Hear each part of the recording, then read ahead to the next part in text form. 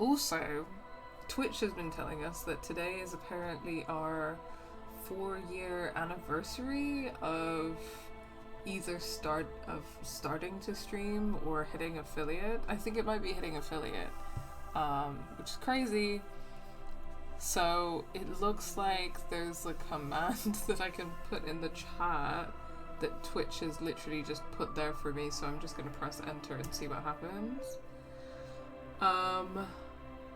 Yeah, I don't think that does anything, but anyway, apparently it's our affiliate anniversary today. Apparently we've been affiliates on Twitch for 4 years now, so that's exciting. And just want to thank you guys for all of the support that you give to Game Assist, that you've given to Game Assist over the last 4 years. We really, really appreciate it. We know that, this is a small community, a small project. We're all, doing our best in our spare time to make things work, and we wouldn't be able to do it without you hanging out in chat, without you subscribing, without you following, without all of the love and support that you give to our community. So just really, really appreciate it. You are our community, right? So just a big thank you to you guys for sticking with us along the way, and to new people who have recently joined our community as well. It's exciting to have you. Yeah, okay, that's it, I think. So let's get back into Disco Elysium, shall we?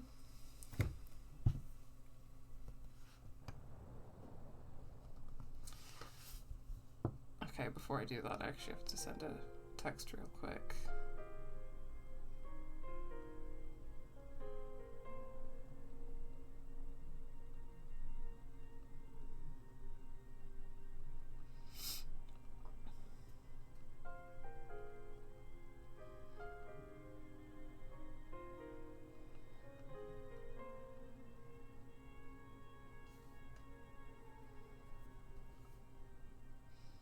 Oh, thank you, Sue.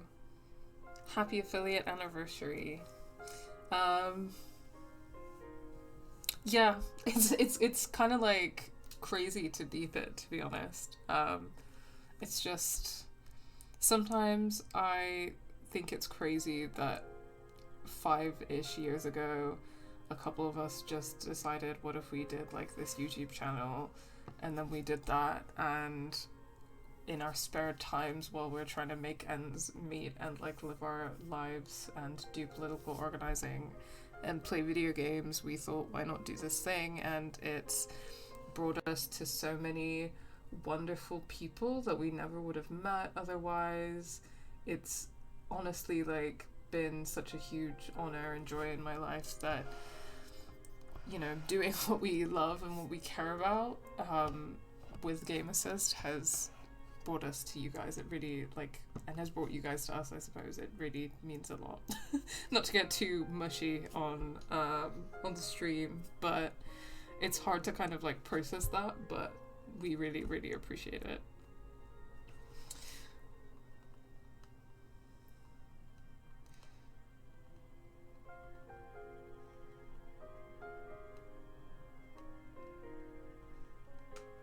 Sorry, I'm just sending a text because I've been having a hectic week or so trying to get a car, and I'm doing a bunch of admin, so and driving lessons and everything, so I'm just trying to sort some stuff out. Sorry about this, you guys. I'll start the game in a second.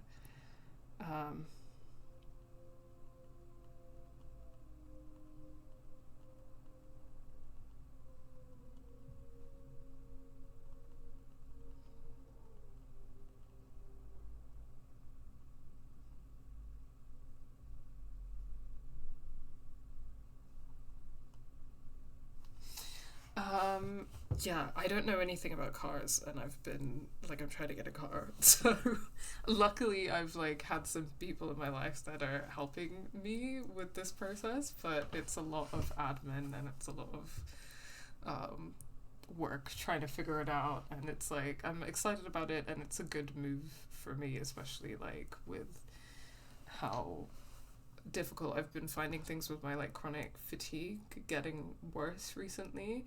Like, and I'm fortunate enough to be in a place in my life finally where I could like afford a car, and it's like a move that makes sense for me. But I mean, not anything fancy. I'm just looking at like old used cars, but it's a lot, and I'm totally out of my depth. Okay. Disco Elysium. How are you doing, by the way, Sue? It's nice to see you. So are you based in Australia? Because I am getting the sense from different people in our community that there are different time zones that work best for you when we stream, and it seems that our kind of like morning, early afternoon in UK time zone seems to work for you, so it's nice to see you around. An old mirror hangs on the wall. You see the reflection of your face in it. Okay, still can't really do anything in the mirror, and I also... Okay, can I try and shave again? On the table, you see a bowl of water, a rough soap, and next to it, a small hand. No, I still need to up my hand-eye coordination if I want to try to shave again. I'm really curious about seeing what he looks like shaved, so I'm gonna try. If I fail and get locked out of it forever, then it is what it is. Okay, let's head out. Yes, I'm based in Oz. Yes, I'm glad I remembered that right. What was I gonna say? Yesterday I watched this Australian, like, trans director's movie that was kind of a mixed bag for me. It was like a fun concept, and there were things I liked about it, but it didn't really hit for me as much as I think it could have. But it was called T Blockers, and it's kind of like about... It focuses on this white trans woman and her friends, and it's about them kind of becoming a vigilante gang that beats up fascists who are becoming infected with some kind of like brainworm virus, which is like, it's kind of a B horror movie version of Alison Rumfitt's Brainworms, which is a really, really interesting book for anyone who's like super into just absolutely disgusting, like pulpy but like political horror. Then I would definitely check out Alison Rumfitt's Brainworms. She's also a trans author, a white trans author, but she's from the UK, not Australia. But one of the things, and this is something that comes up a lot for me in like a lot of literature that I read or a movie that I watch by like white trans women, there'll be a lot that I like, but then it's trying to do this like narrative about fascism, but it like mostly focuses on how fascism affects like white queer people. And then there'll be like a token character of color. Like this has happened multiple times. Like in Tell Me I'm Worthless, Manhunt, Detransition Baby, and in this movie which is called T Blockers, there's like a token character of color, and I just feel like they're there to kind of be like, oh, if I'm doing a narrative or a horror narrative or whatever about fascism, then I should probably address race, but then it's done in kind of like a really, it's just not done well. And that came up again in this movie, and I was like, why is this always happening? I mean, I know why, but it's just a bit of a like letdown. I think with film especially, it's like, why wouldn't you be able to find like a co-writer, you know what I mean? Like there's an easy way around this. Because, like, you're probably right. Like, if you are going to write a narrative, like, about fascism, if that's the intention, then I don't think you should just focus on white queer people, because, like, that's crazy. But, I mean, you can also just, like, write a story about white trans people that isn't trying to do this, like, grand narrative about fascism. So it really depends on what you want to do there. Like, do you want to, like, stay in your lane, or if you want to do some kind of, like, grand political project, then maybe you should work with other people if you really want to, like, hit those marks. Yes, ham-fisted and shoehorned in. Yeah, absolutely, Sue. That's the vibe. And it's just a shame, because, like, a lot of this stuff is, like, really good otherwise. But then, like, I liked Brainworms. So Alison Rumfitt wrote both Brainworms and Tell Me I'm Worthless. I liked Brainworms a lot more, and I think part of the reason why is that, like, Tell Me I'm Worthless had this plot line about, like, a character of color that I really hated, actually. I really didn't like it. And Brainworms kind of just focuses a bit more on like white people in a way that I think makes it work better for her and what she's writing about.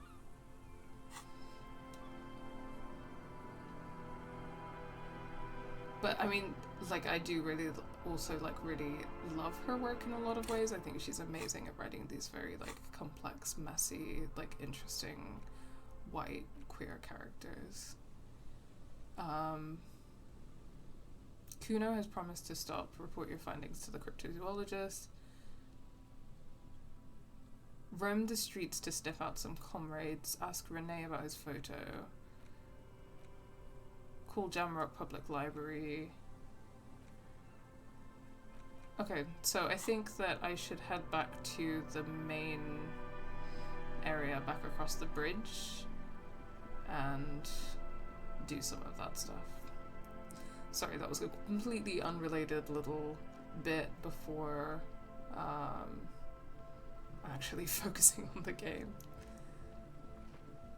I'm trying to remember way around this map, and I'm not doing very well. I think it's only been like a week or so since I played this, and that's clearly enough to have eroded my sense of space. The representation of gender diverse and racialized people still has a long way to go, says Sue. Yes, it does. It does for sure.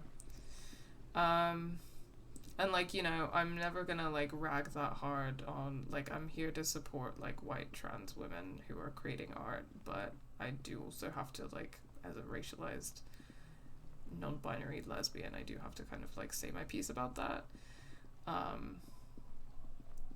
Yes. I don't want to say too much about this because I don't want to like set expectations, lol, but I did start working on like a horror novel a couple of years ago that I then hit this kind of like creative block with. I really want to try and like go back to it at some point, but I've been finding it hard to like, I think it needs like a lot of work and a lot of time and effort, and I do really want to put that in, but I've been finding it hard to find that, and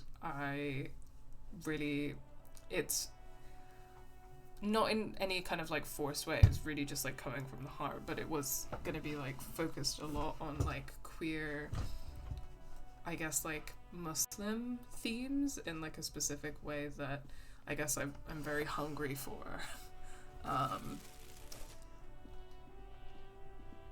Just like on a personal level. Oh, hello. Are these new people? That's one brutal motor carriage, says the young man with a piss F slur written on his back. I'm imagining that's the F slur, considering the letters that are being censored. If I were a real skull now, I'd jack it, paint it in palm tree livery, then bottom light it, neon style. His companion wears a simple yet elegant slogan, "Fuck the world." Okay, so I guess these seem like punks, but the question is, what kind of flavor of punks are they gonna be? a snazzy shit-ripped skullmobile like this would make a fine trophy. We could like hang fucking shrunken heads from the side mirrors, cops' heads, scary tribal shit. Yeah, tribal shit. A cop carriage like this would have proper skull value. I mean, I think that the tribal shit comment feels kind of racist, so maybe that's giving us some kind of indication of what flavor of punks these are, because they're thinking about fucking up cops and hanging their heads off a car, but they're describing that as scary tribal shit, which feels like racism, especially anti-indigenous racism. So that's where we stand at the moment. While I appreciate the interest you take in my brutal motor carriage, I have to stop you right there. The RCM takes threats directed at its property seriously. Oh, grow up, Cam. It's just theoretical work, Copper. No basis in reality. Man, if we were certified skulls right now... Was it a good idea on the lieutenant's part to get into this? always come back later, on your own terms. Well, Kim is very protective of his car. It's really funny because that's such a like man trait. Something that I've been finding while getting into like trying to shop about cars and being in a situation where I'm having to learn more about cars is that men really are so excited to talk about cars. It's crazy. Like sometimes I'm just like, I mean obviously like I don't really know how to relate to straight men and I'm not really interested in it in a lot of ways, but like I found that, you know, I started going to the gym and trying to learn more about like making the most of my time in the gym for the goals that I have, and suddenly men are bonding with me over the gym, and now men are bonding with me over cars, and it's a really strange phenomenon.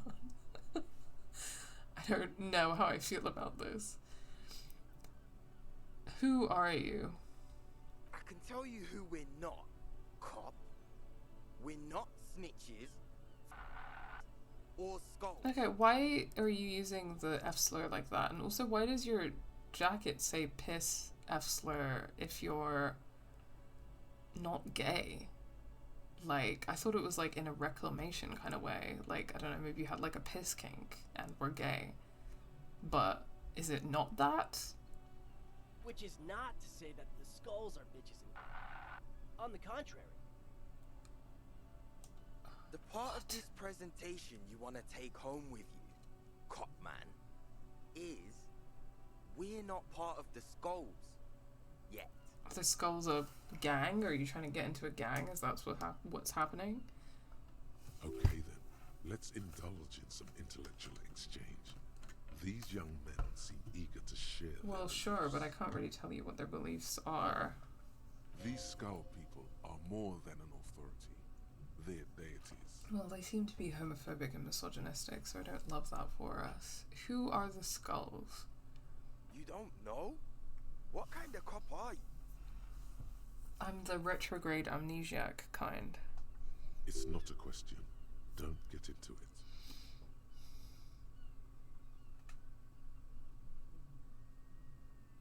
No, I don't.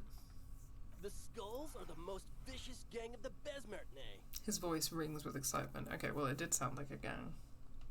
Besmatine, or the Besmati, the Immortals, are West River Sholian crime syndicates. Okay, interesting. I think this is the first time that this kind of thing has really come up. The nastiest bunch of psychos ever. Jacking carriages and getting into high-speed chase. Like, there was kind of, I guess, debate about whether the dock workers union is like acting like a mob, but beyond that, I think this is the first time that we're kind of learning about some kind of gang culture in the area. Possessing an infinite amount of fuck-all swagger, infamous for their non-verbal modus operandi. Non-verbal? If a skull spots you, he will pull out his dagger and stab you without saying a word. The lieutenant's voice is as calm as usual, a testament to the violence and death he's witnessed through the sight of his firearm. They usually occupy the burnt-out quarter in Jamrock, or you can find them loitering around their brightly painted bottom-lighted vehicles. I can't wait to become a skull. Bottom light's a wretched aggression. Okay, so these are kids who want to, like, join the gang. Do you guys know Cindy the Skull? Ah, it's coming together. Oh yeah, Cindy's a right proper skull. Damn, okay. The young man's eyes glaze over, his voice filled with longing. Okay, don't be weird though, because we all know that Cindy is gay. Yeah, a true artist of the future. Just like Arno van Eyck. By the way, if you see Cindy, give her our regards. He adds, returning from whatever void he was just visiting. For all their nihilistic posturing, these young men are not lacking in youthful idealism. Odd, there isn't a hint of hate in them. It's like they're piss and fuck the world out of some kind of moral obligation. Okay, we'll come back to that. The lieutenant on your left is unusually lenient toward them. I see you kids are into anodic dance music. Oh man, yeah. We're not fucking kids, man. Be wary of the abyss. His blonde friend adds ominously and points to his temple. Why? Probably because of how non-verbal their mode of operation is going to be. It's a threat.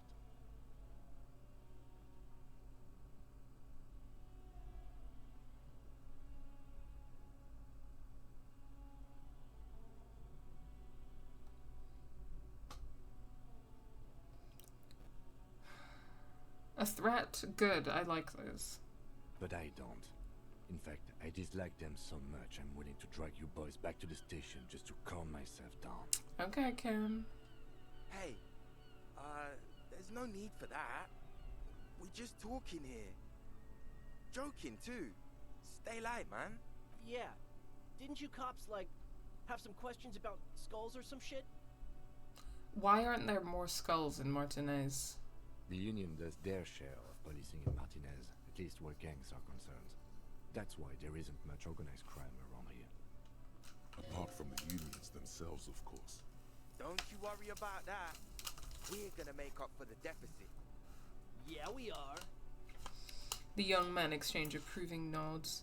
Your rhetoric is confusing. Are you a part of the skulls or not? We're not franchise skulls. Well, not yet. Once we get our name out there, we'll have a chance to join them. And what makes you think the organization would accept you? Because we can be just as psycho and vicious. You'll see. But in a non-threatening and definitely legal way. The other one quickly adds and whispers something to his friend. Right on, fuck. So what's happening now? Enough about this scullery, then.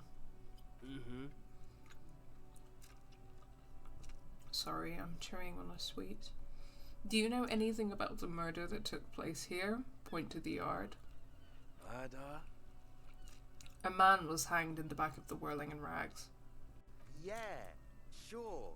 We'll gladly tell you everything we know about it. It was a man. Also, he was hanged.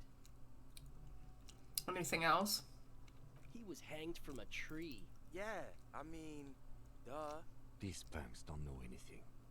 Let's just move along. Hey, stop right there.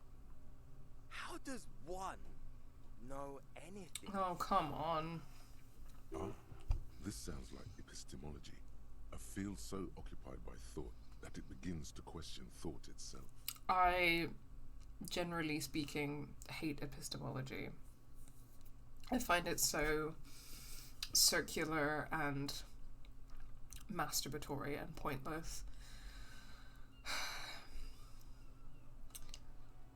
Like, yes, how do we know that we know anything? It doesn't really matter. Like, in a lot of ways, I don't think it really matters. I think epistemology, so what the term means is it's a field of philosophy which is about, like, the nature of knowledge, as you might, like, guess from the context if you hadn't heard of it before. Like, I think that the question of epistemology is interesting when we're asking questions about, like, the politics of education, and the practice of education. But if we're just talking about the nature of knowledge in this kind of abstract sense of, like, how do you know anything really? And, like, questions about, like, whether, like, lived experience or perception or, like, primary accounts or, like, blah, blah, blah. Like, whether you can really know XYZ, I think that it can get really stupid. Is what I'm saying. I think it can be kind of a waste of time unless there's, like, a genuine use for those questions, again, like, in terms of the politics and the practice of education, for example. That's my opinion anyway. I remember doing, like, a university course on metaphysics and epistemology that really annoyed me. I think metaphysics is probably more annoying, but still. I know that you don't know shit. Exactly. How can one know shit?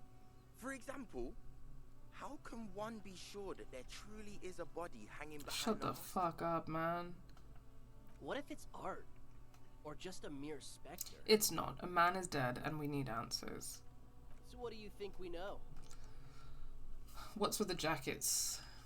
What about them? Why does your jacket have piss F slur written on it? Well, first off, it's a statement and not necessarily something that characterizes me as a person, even though the statement has character. And I do like piss. So you do have a piss kink. But are you gay?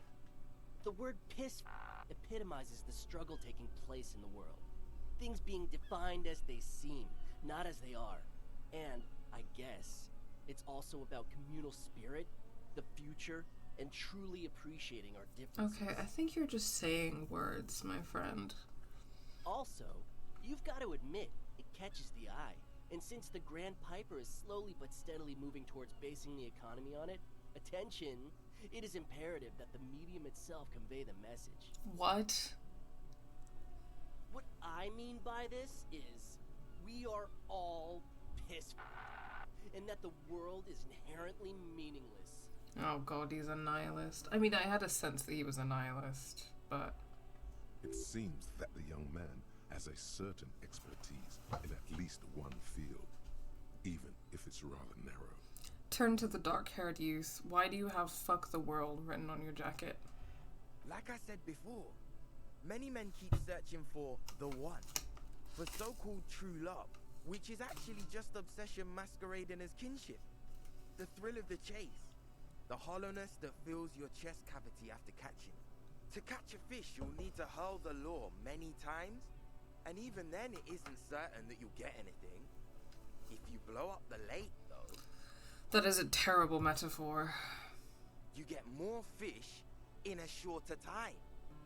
And, for time is of the essence and fleeting ever so quickly, one must think of a way to fuck the whole world and not get caught up in fucking someone.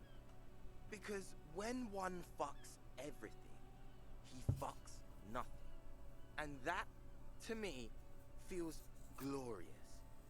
Sticking your dick into the void. I really don't know how to tell you guys how boring I think nihilists are. Like, I'm not even... I feel like I've half checked out of what he's saying because I don't care. Hate to admit it, but in a weird way, he's got a point.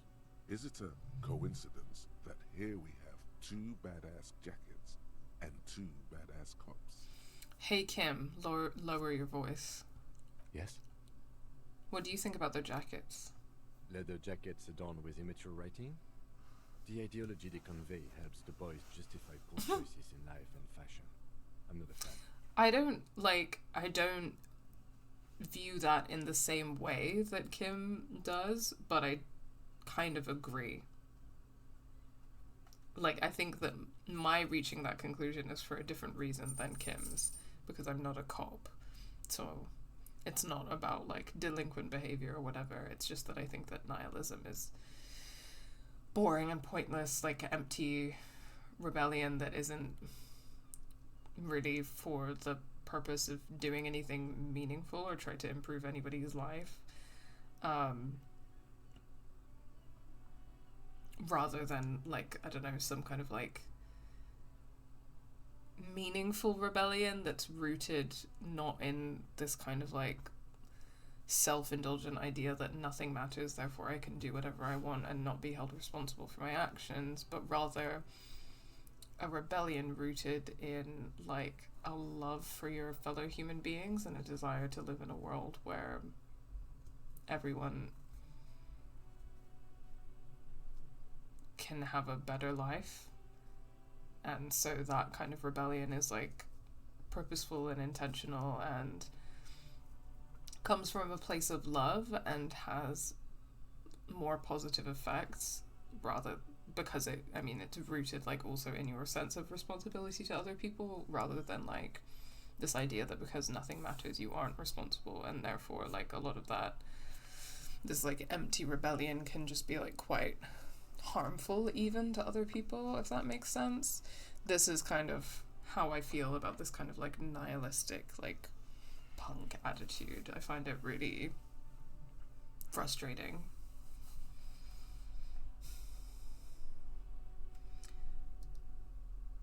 Sure, the jackets are scaring you. That's cool. What are you implying? You know what I'm implying. No, I don't. What are you implying? Are you more of a piss F slur or a fuck the world kind of guy? Neither. Come on, Kim, it's just a mental exercise. Fine, if only to end this discussion. Theoretically, if I were a juvenile delinquent, if I were to already be down that path, I think peace is the stronger of the two statements. Yeah, I think I agree with that. That works. I feel like I'm more like a fuck the world kind of guy. I don't think I am, but if we're just doing this to get the jackets, then why not? Seems about right, especially considering your heroic exit attempt. And yes, I think it probably does match like where Harry as a character has been, rather than like how I personally feel at this moment in my life as Sara, the player. That's an origin story for a dynamic duo right there. And I am kind of trying to push Harry in a direction, like in a different direction, but you know, it's only been a few days. So are we done here? Or you don't need us around for your secret whisper party, do you? I think the idea of existence built around apathy looks and sounds so empty and so void of human connection. I think you're absolutely right, Sue. I totally agree.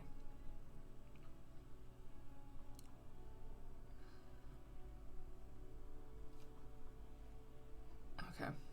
Fuck it. Let's,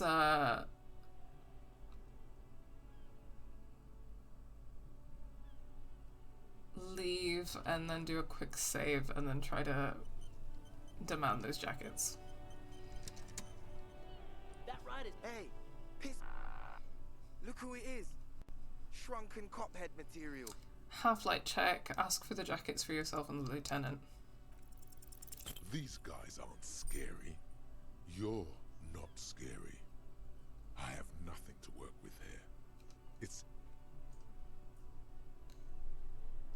It's either begging or bullying or both. Just ask them maybe. Gentlemen, I need your jackets. Let's see the fail state. Why? I need them for official police business. And what kind of business is that exactly? Police business. The lieutenant notices your agitation and opens his mouth to speak, then decides against it and merely shakes his head. Okay, we get it. You look like total shit. We look flashy as hell. What about it? There's a spark of sympathy in the youth's eyes. He didn't say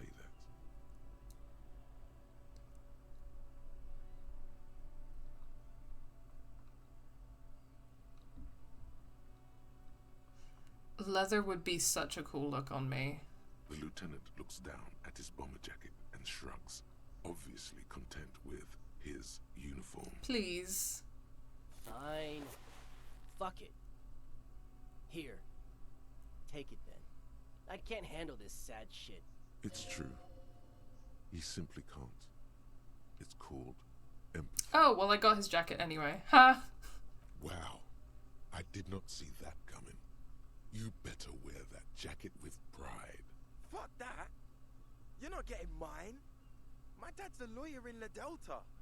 He'll have your badge. No, he won't. The lieutenant is lightly amused by the situation. Okay, that's kind of funny. I wasn't expecting that to happen. Also, no need to apologize, Sue. Don't worry at all. Appreciate you being here and chatting. Like, you don't have to do that, and I appreciate that you're doing it at all. No pressure. Okay. What do we got? So, I can turn to Kim and say, I know you said you're more of a piss faggot guy, but sorry. Sorry, I said the slur. I don't generally think I should say the slur. People have complicated opinions about this. I don't identify with that, and I don't often feel that it's my place to say that. But that's more of a personal feeling than because I think with that particular slur, there are some lesbians who use it. But it's a complicated thing. I think that I don't even like 100% know where I stand in terms of like, I know that there are some slurs that it's like you shouldn't say that because of the power dynamic. I think with the F slur, I don't really know how much that applies to lesbians because it's not like we have power over gay men, but that slur is not, I guess it's not only used for gay men, is the where it gets complicated. It's also used for like trans feminine people, but then also again it's like some lesbians with complex gender identity use that slur, so, and use it for themselves or use it for, so I don't know. I don't usually say it, but I don't know. I actually just don't know where I stand on that. I don't think it's inappropriate necessarily for a lesbian to say, but I just don't know where I stand on it. Fuck it, we don't need the other one. You said that you're more of a piss F-slur kind of guy, so I got the jacket for you. Hold on, let me ask him about his rich dad. World fucker, you got a rich dad? No. He's like a volunteer lawyer. A total bitch. Cites law and does dishes. Okay, well this adds dimension to the empty rebellion conversation, doesn't it? Or like the performativity of this kind of like punk, like faux punk attitude. You know what, cop? Fuck you. That's not what this is about. You're not getting my jacket. Fuck him. We don't need his rich dad jacket anyway. Yeah, fuck him. We don't need the other one. I'm not wearing that jacket.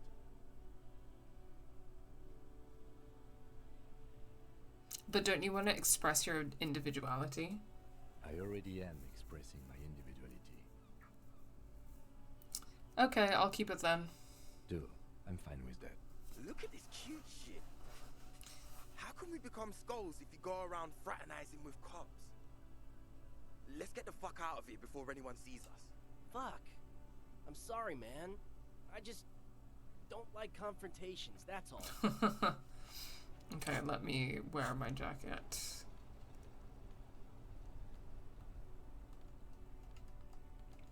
+1 drama, -1 authority. Wait, I'm a detective?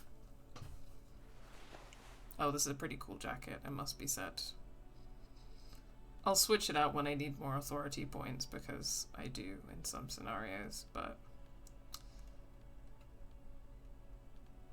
that does go hard. Let me see which trousers I compare it with. Okay, I don't know about the light blue jeans with the brown jacket. Okay, the yellow pants kind of slay. Maybe.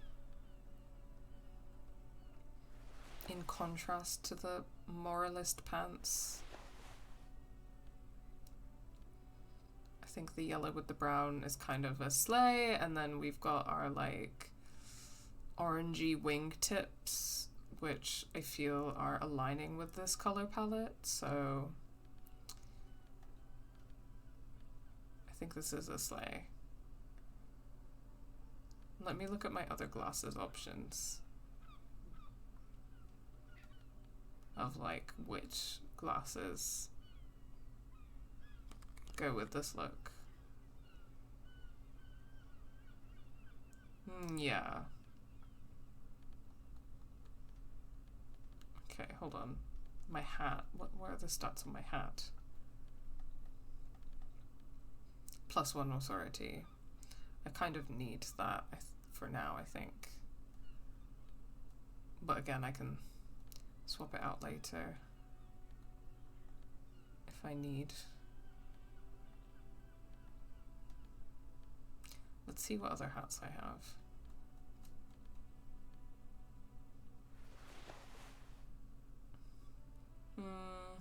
No.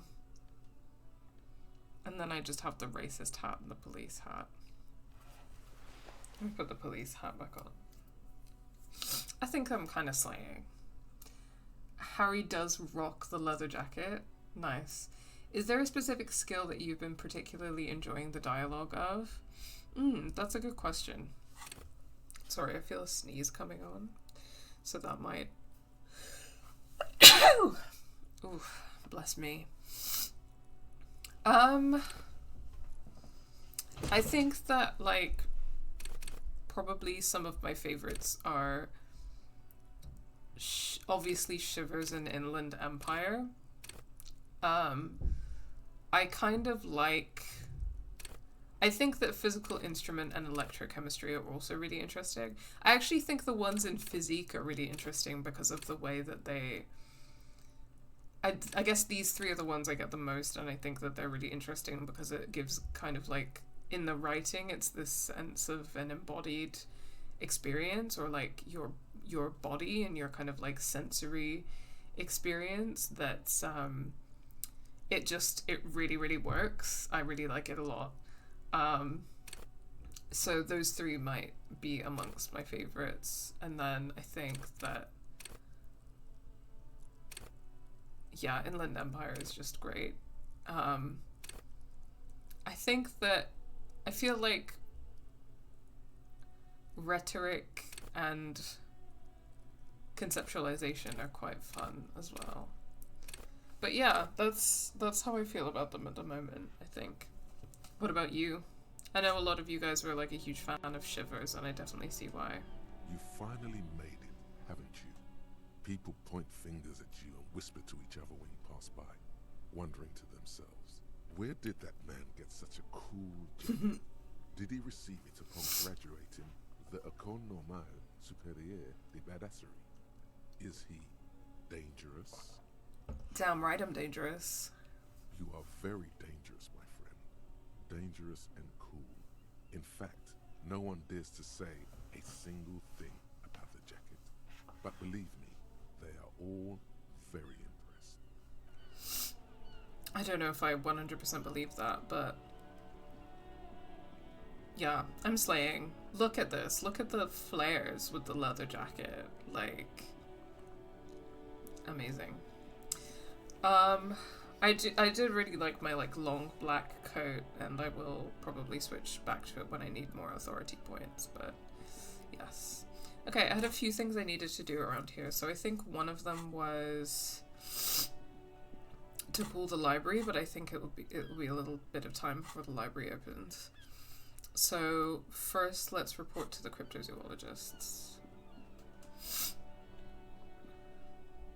I similarly like skills like Shivers, etc., says Sue, and I have a soft spot for Volition. Nice. Wait, no. Something about this bunch doesn't smell right. What do you mean? Aren't they Everard's guys? They are, but they don't seem too keen to talk with you, do they? No, they don't. Glenn seems to be contemplating grievous bodily harm while he massages his raw knuckles. In the far back, Eugene is doing his best to ignore you. Meanwhile, Fat Angus keeps shooting you furtive glances and mumbling uneasily to himself. And from his perch at the end of the table, Titus Hardy himself stares at you with a cold contempt that makes you want to leave the cafeteria straight away. Besides, you're pretty sure they consider themselves social democrats. Okay, I'll look elsewhere then. Does this have anything to do with my clothes, or is it just...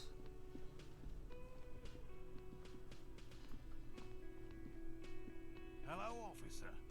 I think I almost have it. A new trap design, that is. I know you're skeptical, but I have a good feeling about this. I had a chat with this kid, Kuno. He promised to stop stealing the locusts. So it was just a child. He purses his lips. Thank you for telling us, sweetie. This is good news, right? It means we can try again. It's a good attitude, Lena. Something is secretly gnawing at her confidence. It's not this Kuno kid or the missing locusts. It's something else. Yeah, you're right. We just need to restock the empty trap. Then we'll need to inspect the traps one more time. And then maybe we can. The aging cryptozoologist breaks into a hideous coughing fit. He has a 38-degree fever. His resilience has given way. Darling, I told you to take it easy. You're getting sick. Maybe it's time to go home. Oh, poor guy. You're right. We can come back next season when it's warmer. Yeah, take a break, dude. There won't be a next season. Not for this. Find a phasmid or admit defeat, people.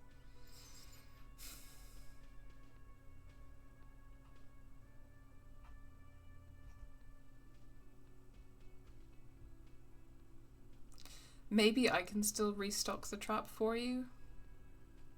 You can? Fine. It's better than having these people get pneumonia on the coast. But after this... Really? It's too much, officer. He starts coughing. What Morel means is we're grateful for your help. She nods to her husband. Well, listen, cops suck. If I'm gonna do anything, I'm gonna at least actually help people and avoid doing my job. Here's a fresh batch of locusts. They should slide right down the funnel. And thank you again. We will definitely mention you, should this lead to a discovery. I'm not talking co-discovery, of course, but... Wow. Co-discovery. You'd be famous. You'd show them all. This does tingle the pleasure center. This would show them all. We need to get you on that list of discoverers. No question about that. Cool. Yeah, I can help out.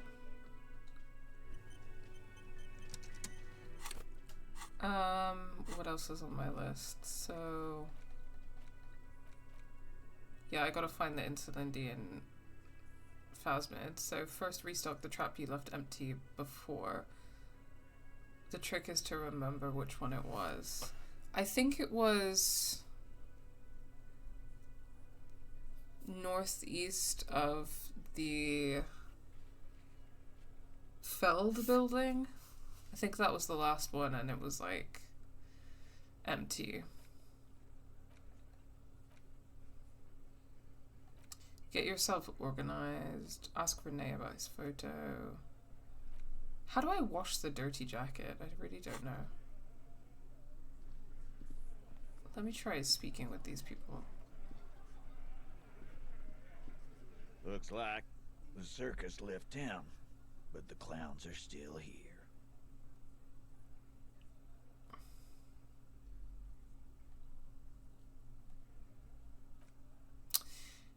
Okay. Well, obviously if I want to try that authority check again, I should probably change my clothes. So let me do that real quick.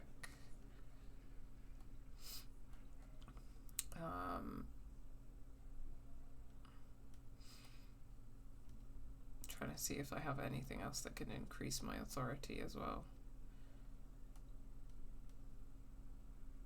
But I don't. So let's just put this jacket back on for a second and try it again. Looks like the circus left town, but the clowns are still here. Yes, yes. Okay. Everybody say a little prayer for me for this authority check. Yes! As you look around this room full of sweaty men, swearing, drinking, spitting out tobacco, does this look familiar? Finally! Where have I seen this before? You believe the place was called Precinct 41. It was also filled with, almost exclusively, men. Sitting on desks, talking shit, and wasting time. This thread is so fascinating, like the way that these guys are being, like, compared to the police. Again, considering the kind of revelations about Everard from last time, I think it's really interesting. I get it, Titus. You guys really are the authority around here. Oh. You must be. You're just... oh, I see what we're doing. You must be. You're just like real cops, drinking beer and sitting around with your dicks in your hand. You've got a problem with beer now. Not quite there yet. push on.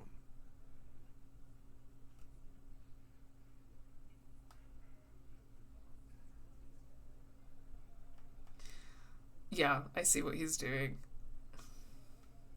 No, I'm a big fan of beer and jerking off instead of helping people. You saying we don't help people? I've been doing this job for 10 years. Martinez was a dump before we put this outfit together. They don't know, man. They weren't here. We had 3 shootings a week, kids dead, fucking graffito everywhere. You cops haven't shown up since the 30s. Congratulations on the graffito removal. All I see is you sitting around talking about Monica's titties while there's a rape victim. Called the fuck out. So what? What do you want from me? We took care of that fuck. He picks the beer back up. Don't let him drink that. One more push. Quick. Just don't antagonize him. You have this already.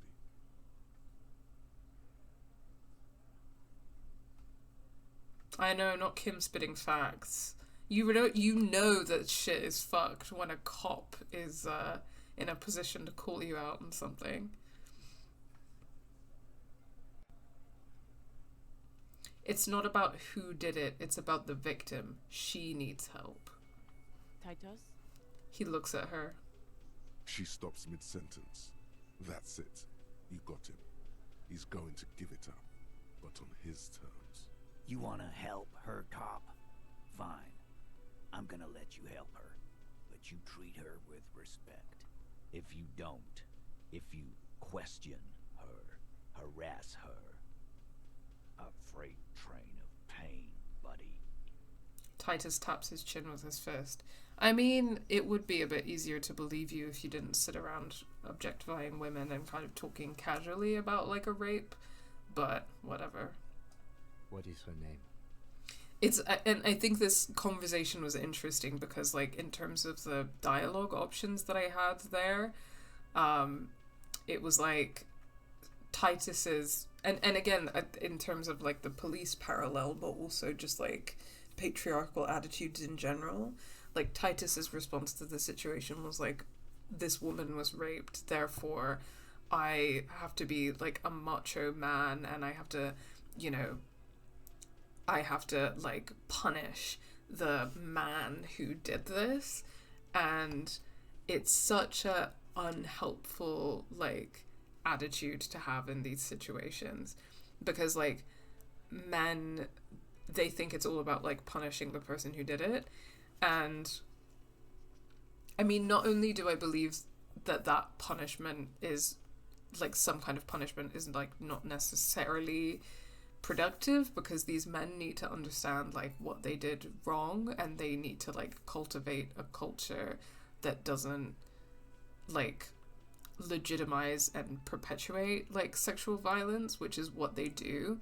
But I think part of the reason why men do this, to be honest with you, is not only because they have this kind of, like, masculine idea that they need to, like, protect women by, like, beating the shit out of, like, other men who could harm their women, quote unquote, because, like, it's like a possessiveness and a protection, which is, like, its own kind of, like, paternalizing the women and objectifying, like, the women and, like, stripping them of their agency.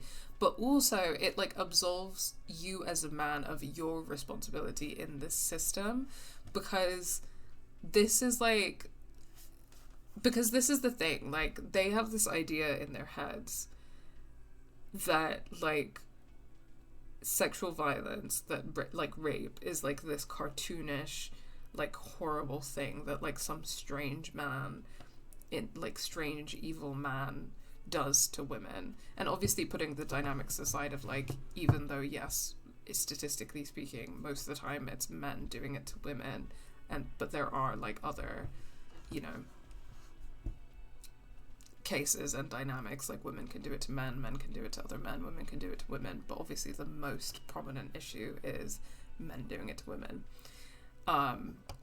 because we live in a patriarchal society.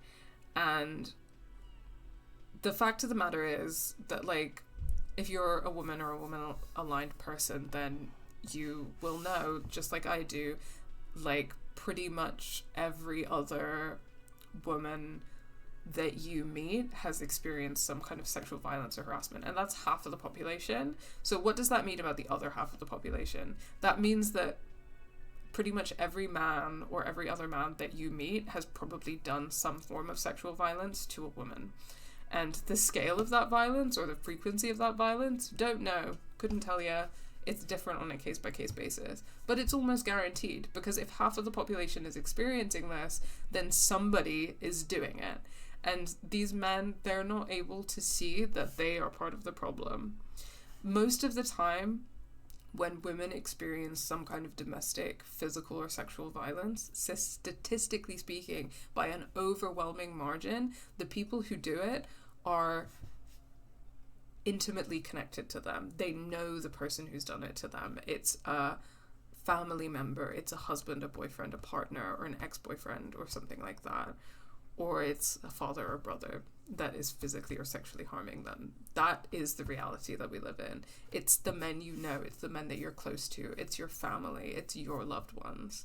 And for men, there has to be the acceptance of that fact that actually, like, that means you have to take responsibility. But if they're able to have this cartoonish image of like another man who does that isn't them, then they can absolve themselves of that responsibility, and they don't need to look at themselves and their responsibility for changing their behavior, for changing the culture.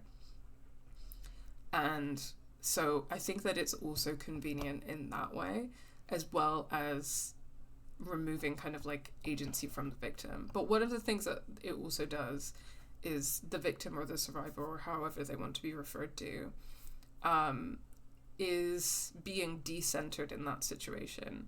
What's being centered is like this masculine idea of like proving your masculinity by like quote unquote protecting a woman by beating the shit out of this like aggressor or whatever, and then that makes you feel like a big man. But the question that's removed from this situation is like the person who experienced this violence, what do they need? What do they want? What kind of support do they need? Like, you know, psychological, physical, like emotional support do they need in this situation? How is like going and beating the shit out of this guy something that actually like helps her in this situation? So it like decenters the person who's actually experienced the violence, and it removes like personal responsibility in like this misogynistic, like violent patriarchal culture that we live in. And it just like makes them feel good about themselves. And like I can think of personal examples where like I told like a man that I am close to and love very dearly that like something like that had happened to me, and I remember very vividly his reaction, and this was like a time when I was like really young. Like I remember vividly his reaction being like, oh, I'm gonna like beat the shit out of him, and it made me feel terrible, and I couldn't really like articulate why at that time, but I remember just thinking like, I remember my like heart sinking when he said that, because I remember just feeling like I wasn't part of this conversation anymore. Like me and what I was experiencing and what I had gone through and like what I need, and was not like part of the situation anymore. Instead it had become about how angry he was and how much he wanted to like find this guy and like hurt him. And so I've like definitely personally felt that way, and I know that a lot of other people have as well. And for these guys, I think like, you know, just like Kim said, it's like you can't, you know, be all like, oh, I'm so angry about this, like we found him and we punished him, but then you're like sitting around this table like saying like horrible objectifying things about women, and then also like you aren't checking on her or like seeing what she needs or supporting her, because you're like, well, I beat the shit out of that guy, I've washed my hands of it, now I'm gonna go back to like saying objectifying things about women and not seeing what the problem is or my role in the problem. Glacia, I'm on due. She's staying here at the worldie in rags. A real pretty one. Silvery jumpsuit. Blonde. That's Amonju with an O-U. We talked to Klasia earlier, very briefly. Shit. The girl upstairs? That can't be her. She knows you drank so hard you forgot you were a cop. That must have been really scary for her. Oh, it's her! It's definitely her! It's Miss Oranje, disco dancer! Wow, okay, I can do a composure check here, but I fucked myself over by saying that I don't remember being a cop or reality.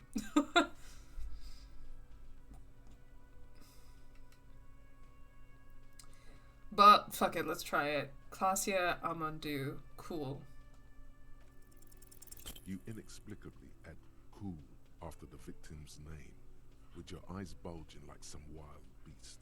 Your fingers are fidgeting and sweat starts forming on your brow as Titus looks at you oddly. Well, thank God I didn't, follow the option to just, flirt with her and be a horrible, disgusting man when she'd very recently, experienced sexual violence, huh? I don't understand what's so cool here. Nothing.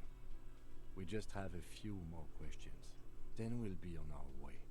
Whatever you do not tell him you know her.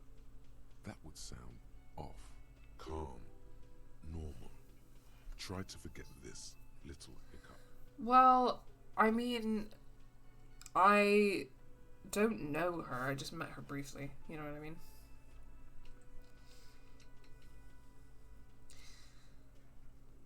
What was her relationship with the mercenary? Relationship? There was no fucking relationship. He raped her. That's their relationship. Something is off here. His anger is possessive. Yeah, he's giving me weird vibes, I'm not gonna lie to you. Was like that karaoke incident all over again. Or like some of the other girls he was harassing. Okay, enough. All of this is irrelevant to your stated investigation. So when was the rape? He did it before we killed him. He's not gonna do it again. So what does it matter? And again, it's like, if what she wanted was to kill him, she should have been allowed to do that. Instead, they got their weird male gratification from lynching him and being like, oh, this is punishment for what you did to that woman and we're protecting that woman. If what she wanted was to punish him, to kill him for what he did to her, she should have been allowed to do that. If anybody deserved to do that, it was her. It's just another way of decentering her from that situation. It would help if we establish a timeline. All right. 2 weeks, maybe? I don't know. I need another beer. He turns to Glenn. Here you go, boss.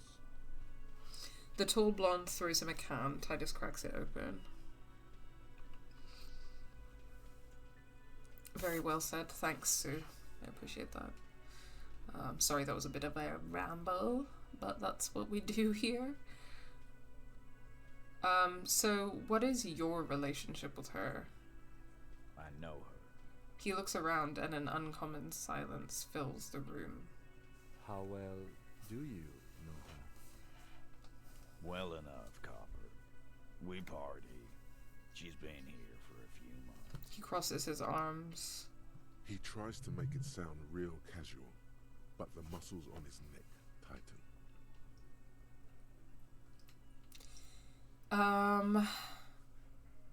So she's not from around here. You mean Revachol? Nah, she's an immigrant. Or a drifter of some sort. Been staying here over the winter. Don't you give her any more trouble. She's just had some bad luck, that's all. Shut up, Angie. She doesn't need your help. Titus gives them both a look. They fall silent. What's with all the silences? It's like these guys don't know how to feel about this. You should keep picking at it. There's no thought of giving the survivor agency in this situation. Yeah, absolutely. Agree, Sue. Doing one act to prove that they are good and then moving on feeling as if they've healed the wound that's been made. Yeah, totally. 100% agree, Sue.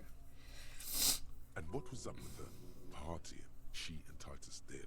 It sounded fun. Shut up, electrochemistry. Need a counter for how many times I say shut up, electrochemistry. You said you partied, but what do you mean? What do you think I meant?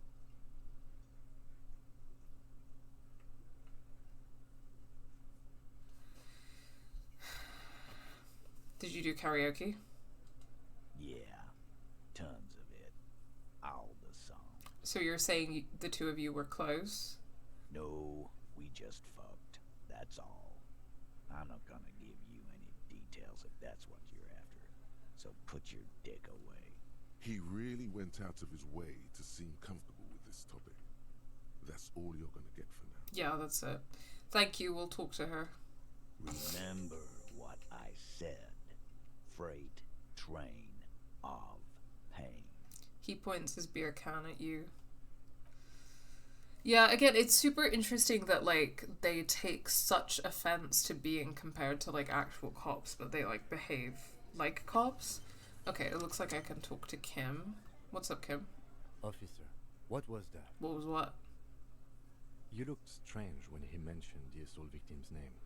Do you know that woman? Yes. Is there something I should know before we talk to her? Whatever you do, don't say the first thing. Yeah, obviously I wouldn't say the first thing. Jesus Christ. I met her in the hallway after I woke up. Understood. You were not in good shape on Monday. She knows I didn't remember being a cop. Okay, that's manageable. That's it? This is unprofessional. Not sharing information with me is unprofessional. His opinion of you has lowered considerably. It didn't seem relevant before. I don't think that you have a right to view me as less, Kim. Like, it was like I woke up and she was one of the first people I saw. I don't think that he has any right to, like, see me as less because of that.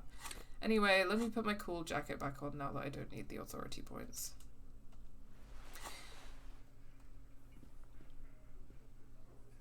Okay, well, she's upstairs, isn't she? So we can go up there now. Might as well go up and talk to her now.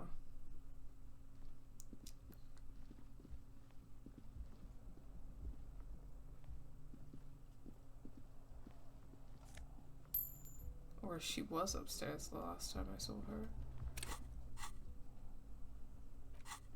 Speak to the assault victim. Go upstairs and knock on door number 3 to talk to the supposed victim of the hanged man.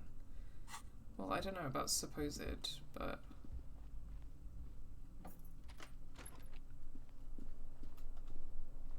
Kim tries not to look at your broken down bathroom door.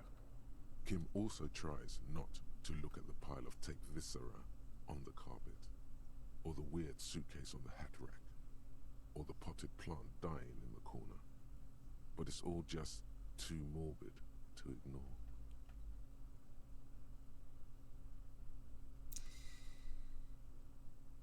You're looking at the destruction? He nods. I'm sorry for this. No problem, officer. He takes a step towards the door, like he'd like to leave.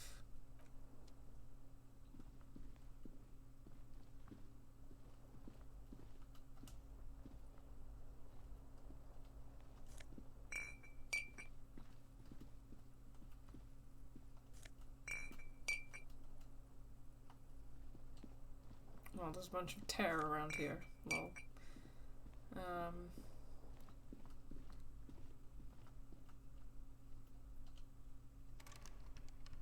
Okay.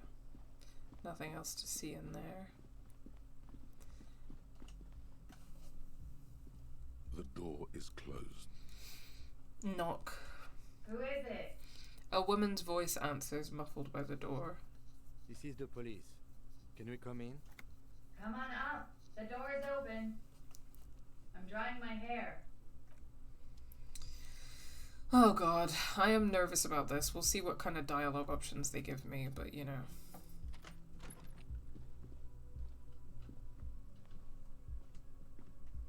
Piles of dirty clothes. A woman's. Hotel bill calculations. Looks like she's had an extended stay. Okay, I can't go upstairs. This room has sad all over it. Reminds you of your own.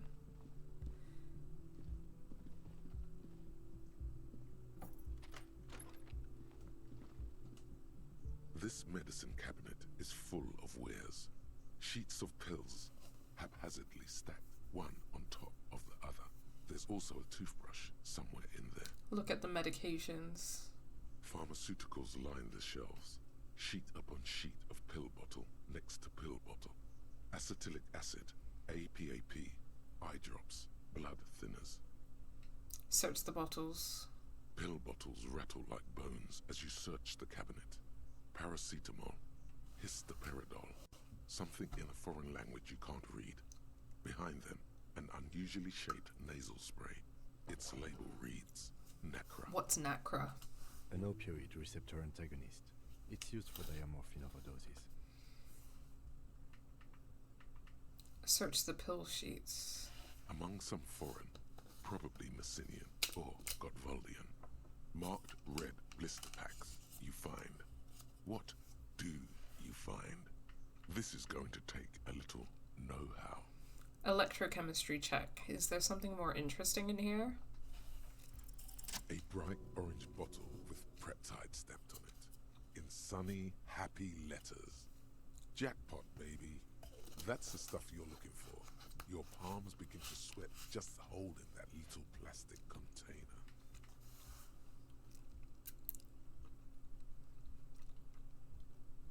What's so exciting about this orange bottle? It's speed, man. Just what you were looking for. They call it dextroamphetamine and talk about psychological disorders. But what we're seeing here is some scientifically advanced trucker speed. Okay, well, again, I'm committed to not taking any drugs or drinking any alcohol because he really needs to cut that out at this point in time in his life to improve things. So, Lieutenant, I also see a brand called Preptide. Preptide, a euphemism for pharmaceutical amphetamine. Prescription speed. The fuck are you waiting for? Let's get super fucking preppy. Close the cabinet. You see the yard below. The corpse is no longer there. This medicine cabinet is stocked with drugs, plus an old toothbrush. It's been used quite a lot. Look at the toothbrush. This toothbrush belongs to someone who doesn't give a damn about her teeth. Close the cabinet. Okay. All good. Sorry about snooping around in your bathroom. Let's go upstairs, I guess. You feel someone watching you behind the glass door. A woman. The bed has been hastily made. This window is pristine on the inside, unlike the one next to it. Light from the desk lamp reflects off the glass in an untarnished golden halo. Run your finger along the surface of the glass. Smooth as ice. There are spots of mud and rain on the outside, even smudges. But the surface of the window is clear from the inside. No chips, no hairline fractures. Following your lead, the lieutenant leans in closer to inspect the surface. This window was recently replaced. Looks like it, yes. He adjusts his glasses. You know which window has not been recently replaced? The one I smashed in my room? Yes, that one. Cold wind is seeping in right now. Just one floor below you. Messing up your concentration here. Stop distracting him! He has work to do! Plus, if I recall, the window has been giving him shit ever since he got here!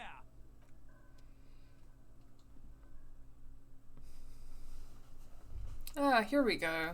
I've been wondering how to get up here this whole time. She's got a nice room with a nice balcony access, huh? The smell of cigarette smoke in the air. Astra menthol. Cold coffee and an ashtray that looks like a hedgehog. That sounds cute. Look, a handful of dried white wildflowers. Just as you look at the flowers, a gust of wind raises them from the roof, picking them up in the air. Hand-eye coordination check. Move your hand, fast. You catch a single white flower between your fingers. The rest fly off into the wind. It's a Maybell. Cute. The young woman looks at the Maybell in your hand. Just a glance.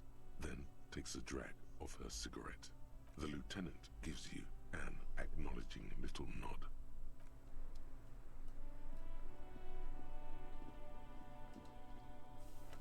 The same small, heavy door.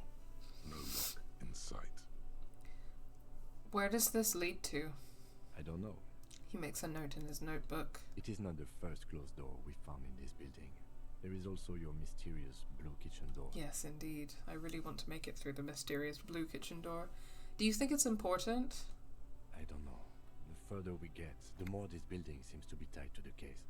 Below, the hostel cafeteria creaks and groans under your added weight. A skeleton of composite support beams and cantilevers. Tap on the roof with your foot. A dull thump. Somewhere inside, a wind brace rattles from the imperceptible motion of the building. The vigilantes, the cadaver, and a number of people connected to the case are in or around this building. This door is part of it. It's not unimportant. See, the main investigation and the door below are merging into a stereo investigation. I hate it when that happens. Push. It's barred from the inside. You hear the bar rattle in the brackets. Okay, well, physical instrument check chances are looking incredibly low, so we can come back to that. Let's talk to Clausia. Welcome to the roof. The young woman has a cigarette in one hand and a cup of coffee in the other. Below her silvery jumpsuit, an athletic young body, built long and lean. Calm down, electrochemistry. I'm sorry for the mess down there. The cleaning lady hasn't come by in days. I'm beginning to wonder if she ever will. Nice view you've got here. It's much nicer now. Her eyes wander north towards the yard. Where the dead body used to hang, clearly visible from the roof, but no longer. Thank you for that, officers. Truly. There is something in her light brown eyes, a sadness, when she thinks about the death of that man. Interesting, yeah. I mean, I'm interested in her feelings about it because it doesn't seem like she was having a good time staring at his corpse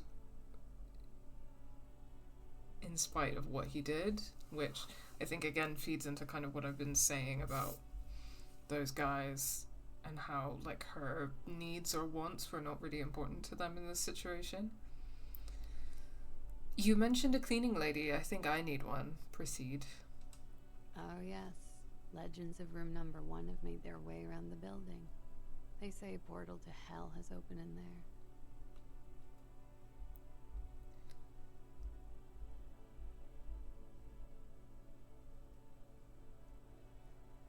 No, I just trashed the place. I know. That's probably also why the cleaning lady quit. Oh, poor cleaning lady. I'm really ruining everything for everyone on the staff here. I'm Kim Kitsuragi. I'm a detective from Precinct 57. I see you've already met my colleague. This does not come as good news to him. Have I ever? Have you grown accustomed to your role as a police officer? I have very little idea of what I'm doing. You're doing just fine. After all, your path has led you back to me. Miss, we are investigating the murder of the man down there. The people who put him there have asked us to talk to you. Huh. I see. She takes a pensive drag of her menthol cigarette. Be careful. Ask something else first. When you go there, use words like, I hear you have been through something difficult. I think you're right. What's your name, miss, for the record? Clausia Amondou. Where are you from? Vredefort, Republic of Oranje. How old are you? I'm 28. She takes a drag. Same! What is Oranje? A bad memory, officer. Understood, miss. It's the past. People can't go back to the past. Thankfully, it's implied. What do you do, miss? What's your specialization? Something stupid. What's that? Oranese lit. Cool, that's not stupid. Oranese lit? Oranese literature. It's what I studied at the university. She raises both eyebrows. What is Oranese literature about? Fear of failure, fear of death, how it sucks to be Oranese. All national literatures are... Only the name of the nation changes. I wouldn't agree with that statement. Sorry, Classy, I think that's like an incredibly like Eurocentric like point of view on literature. And kind of a boring one, flattening one. But I studied English literature and I gotta tell you, I hear this kind of takes about literature all the time. If that's true, then Revacholian lit would fit you like a glove. Oranese lit, what do you do with it? Nothing. I do nothing with it.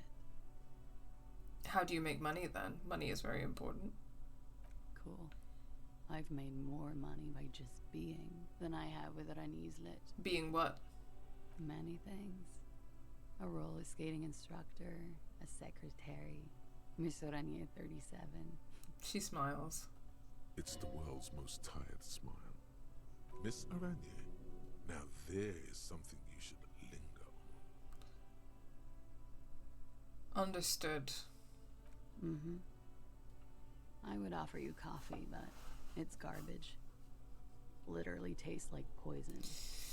Electrochemistry is really like constantly trying to get me to like inappropriately flirt with a woman who's recently experienced sexual violence and is like traumatized and upset and like clearly not doing well and potentially self-medicating. Like thank you, that's it for the record. The record. So official. Nice room you've got here. Yeah, it's pretty deluxe. No one likes to talk about their dirty laundry and their empty bottles. Maybe if you phrase it emotionally. What are you doing here in the whirling in rags? I'm wintering. How long have you been staying here? About 4 months. I came in November. Why here? Here in the whirling, here in Martinez, or here in Revachol? Here in Revachol. I always wanted to see the only city in the world in the worst time of the year.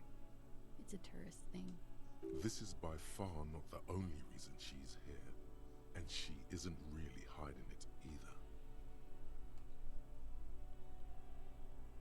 Where does that door lead to? Point to the door on the roof. I have no idea, officer. She looks at it calmly. The window is new. It is. She moves slightly to your left to check her reflection in it. The lieutenant makes a note in his notebook. He finds the answer unsatisfying.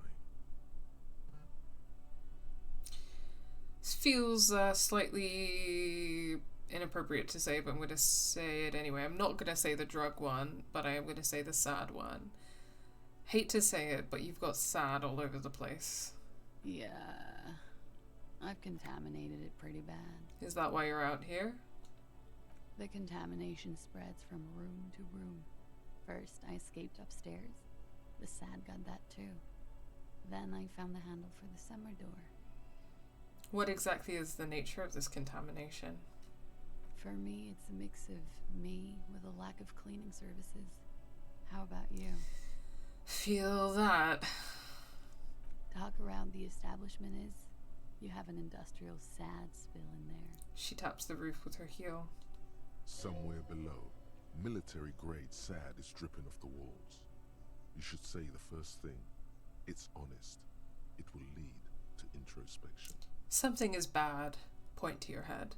In my head. In the past. That's where it always comes from, isn't it? From the head and from the past. Sometimes. Not always. It's a feeling, white and filled with doom, gaseous, invisible, deadly. It's everywhere.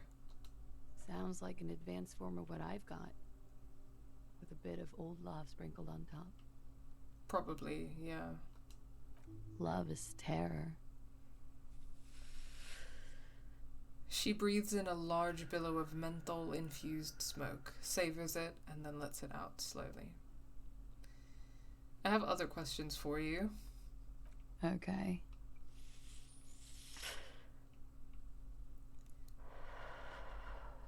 What is this wildflower? Show her the flower. She looks at the dried petals in your palm, then lightly touches one with her fingernail. Pretty. Looks like a dried maybell. Is that the one you caught? Sambo style?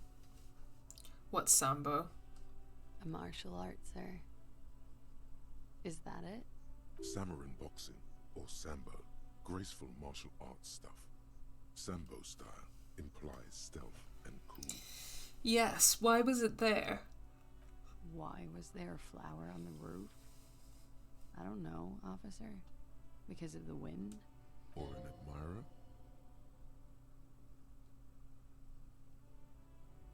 Any admirers, miss? Admirers? I'm too old to be a debutante. And this place is no fashionable society. Question avoided. Let's conclude that she has admirers. Plenty of them. I noticed your room is close to mine. I have a personal question. Yes. You're just one room away. Very personal. Good. Yes. This means she could have heard something. Like what you were doing before you blacked out. Were you in Sunday night? I need to know what I did before I lost my memory. You do not need to know that. What you need is to ask normal police questions. Like... He waits for you to finish the sentence. Get a grip, he thinks. At least do your personal stuff when I'm not here. Rude, Kim. They tell us you've been through something difficult. Something difficult? I've been through at least half a dozen difficult things. Which one do you mean? Were you sexually assaulted, miss? By sexually assaulted, you mean raped? She takes a quick drag, unperturbed. Yes. It's a bit early in the morning for raped, isn't it? She sounds positively buoyant, vivacious, totally unbothered. And what does that mean? Were you... Yeah... I'm gonna go with not raped. I can't say that stuff about him. Tell them it's not my style. They'll have to, you know, if they want to jazz up the charges, they'll have to get someone more, rapeable. Okay. Where is this going? By they, she means the Hardy Boys. Are you saying that you were asked to tell us you were assaulted? Not explicitly, but I understood what they meant. It wouldn't hurt to spice things up a bit. Some assault and battery. Sexual assault, maybe. It was clear the latter would be spicier. Oh, wow. Titus asked you to spice things up. For us? Pretty much. She cradles her coffee cup in both hands. That is horrible. Warming them. What did happen between you and the victim? We partied.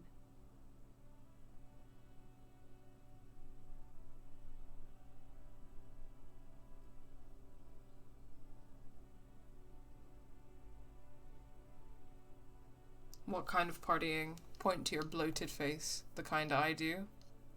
With all due respect, sir, I think we partied a little harder than that. Harder than this? Keep pointing to your face. I didn't know it was physically possible. Oh, it is. You're still alive. So are you, Claudia. This union is really giving you the runaround. Yeah, they fucking are. Hi, Lalin, by the way. How are you doing? How is your recovery going? What did you do when you partied? We drank, sir. A lot. For weeks, basically. We had that effect on each other. We made each other drink harder. That's why I liked him. What else? Stimulants. Speed also has that effect, making you drink harder. And then drinking harder makes you do more speed. It's quite the combination. We also had sex. Were feelings involved? A little. The drugs were good enough, and we did enough of them. How did you two meet?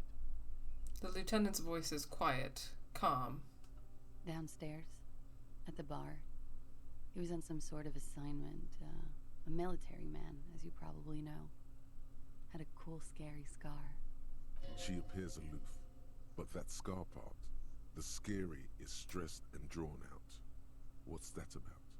Apprehension? With longing. She misses him. When was this? A month ago? Something like that. Supposed to have my post-op checkup today, and at 3 a.m. I fly to California with the family. Wow, that's big. Alhamdulillah, it feels like you've had a smooth and speedy recovery. I hope the check-up goes well, but being able to fly at this point is probably a good sign about how your recovery is going, huh? What are you doing in California? Holiday or... Hold on. It must have been hard for you, point to the yard, seeing him there. Oh, yes. I've had a great view. From the roof, out of the bathroom window, in my dreams. A bitter cringe. It hurts. You look to the lieutenant. He takes a small step closer. You called us, the RCM. Yes. Ah, I see. Jackpot.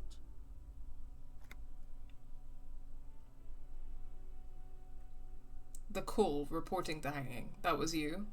I made it. And I would appreciate it if you didn't tell everyone. In Martinez, they call it snitching. Reporting crimes is confidential in Ravachol, miss. Before we go on, if it's snitching, then why do it? Because I couldn't handle it anymore. None of these people called. He just kept hanging there. Then they started stripping him. You know what? I think that's fair enough. I don't exactly condone calling the police, as you guys know, but the fact that they were just letting his, again, whoever he was, however they felt about him, the fact that they just let his corpse just hang there and they started stripping him, and again, whether or not I agree with it, because I think that, being a private mercenary and everything is awful. Although, with her account of him and her feelings for him, I feel that perhaps the union's image that they were painting of him, I don't know how much of that to believe. Obviously, I'm inclined to believe the worst about, private security and police and stuff like that, but it feels like maybe they've exaggerated a lot of that. And actually, I think it's really incredibly fucked up that, in order to create this idea that they committed a justified murder and blah blah blah, they've just weaponized sexual assault. I think again this really contributes to what I was saying before about how they don't really care about it or act in a way that is productive, and to be, and that they're hypocrites because they talk in objectifying ways about other women, to be asking, spreading this idea that he was this guy who was sexually harassing women, and then to ask someone to say that they were raped by him, is a woman to say that they were raped by him for their political machinations is incredibly fucked up. That's incredibly fucked up. And it definitely brings like yet another dimension to like how messed up this union is. And I guess at this juncture, like, it's also worth saying, I know that, like, I've talked a bit in previous streams about some of the issues within trade unions and within certain trade unions, kind of, like, depending on what the leadership is like, what the structure is like, what the vibe is like. Obviously, some unions are, like, more militant, have better politics than others. Like... in trade unions and also like in left-wing organizations in general, there has been a history of certain organizations, their leadership or members of their like committees or leadership are accused of sexual assault by members, and this is something that they cover up to maintain the image of the union, which is so incredibly messed up. So here in the UK, one prominent example of that is the Socialist Workers' Party. And they have an affiliate like organization called Stand Up to Racism. And there's so much wrong with the SWP. And there's so much to like critique there, but one of the main things is like they present themselves as this Marxist organization. They put like posters and like stuff everywhere for their regular meetings and rallies. Often they like don't really actually do anything. They like hijack rallies that other people have organized. They don't really do any actual campaigns or organizing. They're just like recruiting people to raise money and do nothing. And they, like many years ago, there was a situation where like a member of the leadership was accused of sexual assault. Like if you want to Google this, then his the term or the name for this person is Comrade Delta, and the organization just tried to cover it up. And anytime you try to bring this up, like people try to gloss over it and be like, oh, that didn't happen, and it's really, really messed up. And in the UK, that's like one prominent example, but it is not the only example. Like this happened in a local organization in the city that I live recently. It happens a lot, and it's one of the issues with, I guess in this game I've been talking about this dock workers union and the kind of like, you know, the selfishness and the capitalism of Everett, but also the kind of like masculinity and aggression of this like militant like wing, the Hardy Boys. And I think that the way that they would like weaponize sexual assault like this is absolutely disgusting, and this is one of the ways, I mean, in which like misogyny and patriarchy like perpetuates like certain left-wing spaces. And again, if we want to be doing better and actually like doing work to build communism, then this is disgusting and it cannot be allowed to continue. Yeah, it's not like exactly the same thing, but it's definitely like in the ballpark of that. And I mean also like I do know organizations like the SWP, like other organizations that would like pretend to care about the patriarchy when they don't, because obviously they don't, because when a leading member was accused of sexual assault by like multiple people, they like tried to cover it up, and then they'll be like, oh my god, let's do a rally because of like rights that are being taken away for like women and trans people, and I'm like, you don't fucking care about these groups, you know what I mean? So yes, I'm really interested in what she has to say about Titus, because Titus said that they had sex as well. I don't want to jump to conclusions, but maybe Titus is the one that did something, you know what I mean? Heavy themes today, you guys. Thank you so much for the follow level, by the way.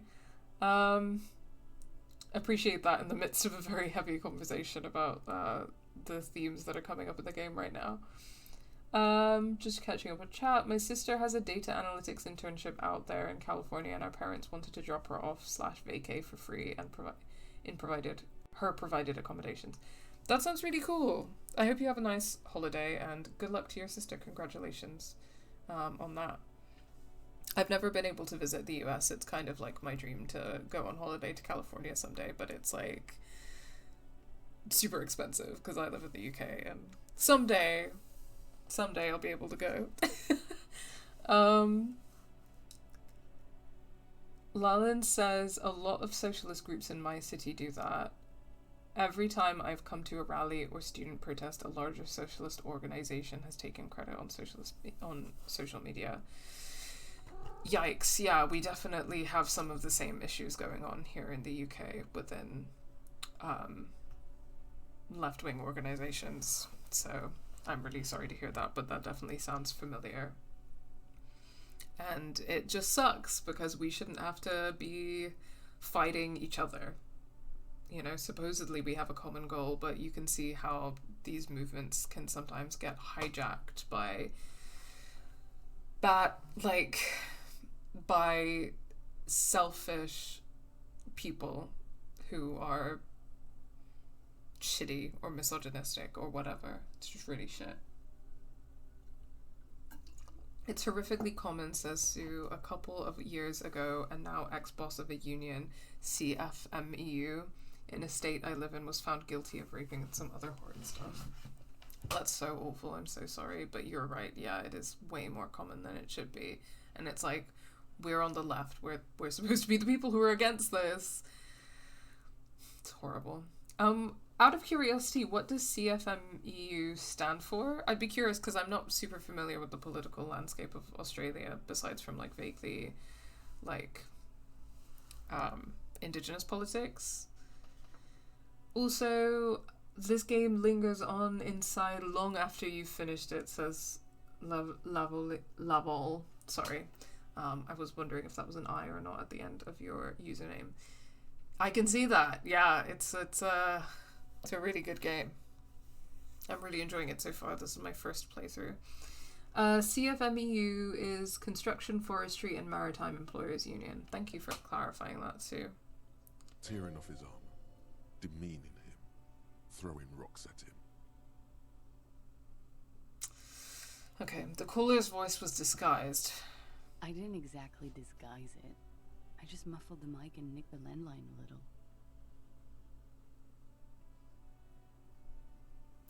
Lavoli sounds like a delicious an Italian dish kind of way. It does. It's lavoli. It's like ravioli almost. But lavol. Okay, I'll thank you for clarifying that. Nice to have you here. Welcome to the Game Assist community. Nicked it how? With nail clippers. And I diverted some radio fuzz into the cold wire. So, she's God's mystery foam cutter. Aha. In the process, you broke the landline downstairs. Did I? Fuck. I didn't mean to. I had no idea what I was doing. Still, that's pretty clever tampering. Simple and clever. Crossing the lines like that. Yeah, I mean, cool. Seems like you had some idea. That was nifty. Thanks. She manages a smile. Lasagna and ravioli combined? That sounds amazing. That does sound amazing. I could really go for lasagna. Maybe I should make lasagna this week. Why go through all the trouble? I don't know, sir. It was stupid. I was drunk, too. I was probably afraid the union was listening in. Locals say they have ears in the wires. This feels like a good opportunity to bring in, I think it's Paulo Freire, or I'm not sure how to pronounce his name, but the guy, Paulo Freire, who wrote the Pedagogy of the Oppressed. I think that one of the things he says in that book is that if the education, something along the lines of if the education is not good, then the oppressed will dream of becoming the oppressor. Yeah, something like that. I need to double check it, but he says something like that. If the education is not good, then the oppressed dreams of becoming the oppressor. And I think that that is a theme that feels like it's explored in this game in a lot of ways, particularly through this dock workers union and like the way that they're replicating structures of capitalism, gentrification, patriarchy, and so on, but like claiming to be this left-wing organization and weaponizing that.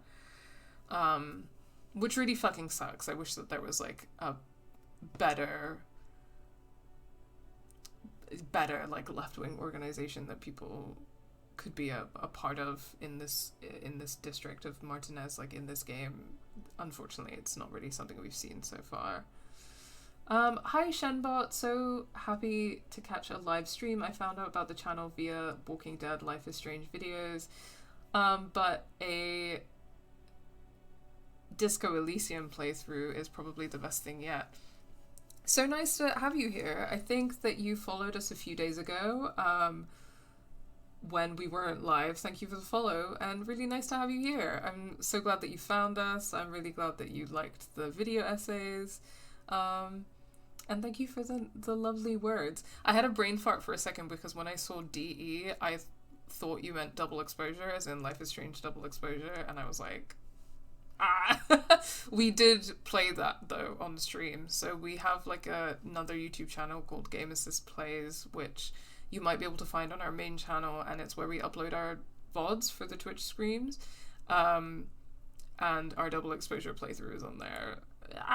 This is definitely a better game though, by miles. Laval says, I got to meet Helen, one of the lead writers of this game, at a conference here in Bergen, Norway. Super cool. That is super cool. Not a slight on other streamers or channels, but watching disco playthroughs where the content creator tries their hardest not to engage with the politics really sucks, so this channel is a breath of fresh air. Oh, thank you. That's so kind of you to say. I really appreciate that, Shenbot. Welcome. Yeah, no, it's really, really nice to have you, and I really appreciate you saying that. The whole point of our channel, as you would probably know if you've seen like our videos and some of our playthroughs, is that we're all about talking about the politics in games, so you've come to the right place. And I think it's kind of crazy to play this game in particular and like not talk about the political themes. Like, it's such a intentionally and overtly political, it's so like deeply like consciously political, like maybe more than any other game I've played. And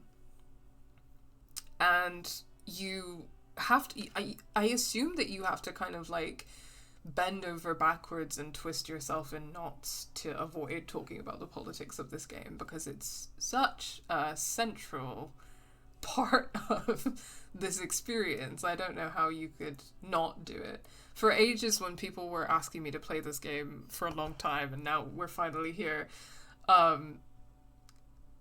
they would say, oh, this is the most like game assist coded game ever. And I totally see what they mean, because it's so, again, like intentionally, consciously, like deeply political, and that is, yeah, what we're all about, so it's awesome.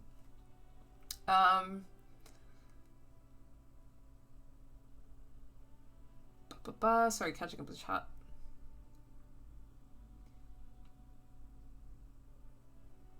The general out, quote unquote, is that the game makes fun of everyone. It's funny you say that, Shenbot, because I have had a couple of people coming into my streams and saying things like that.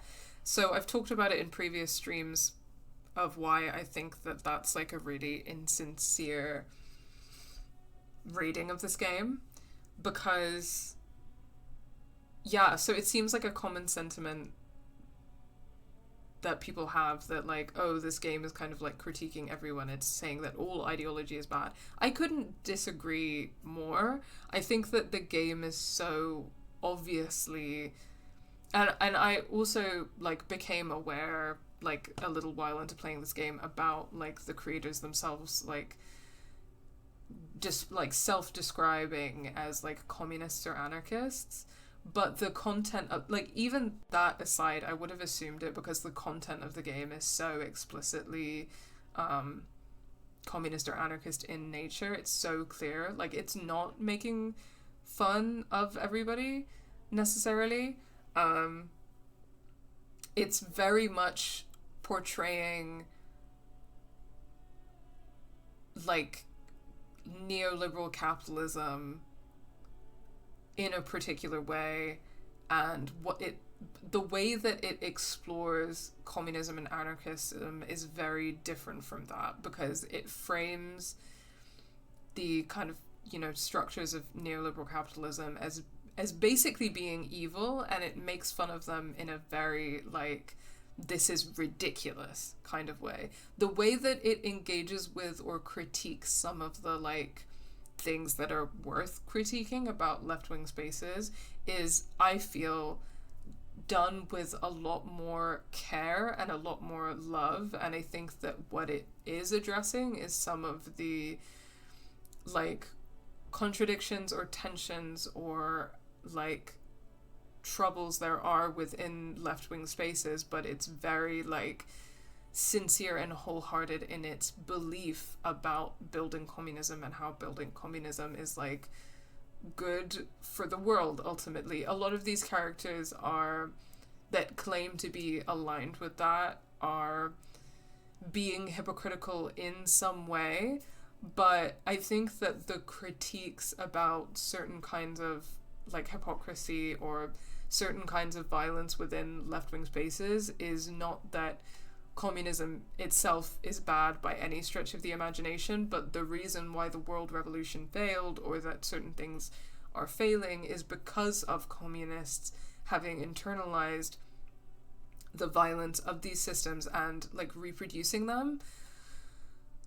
So, for example, patriarchy, like reproducing patriarchy or reproducing capitalism, so Everard, like, claims to be a communist, but he's reproducing capitalism.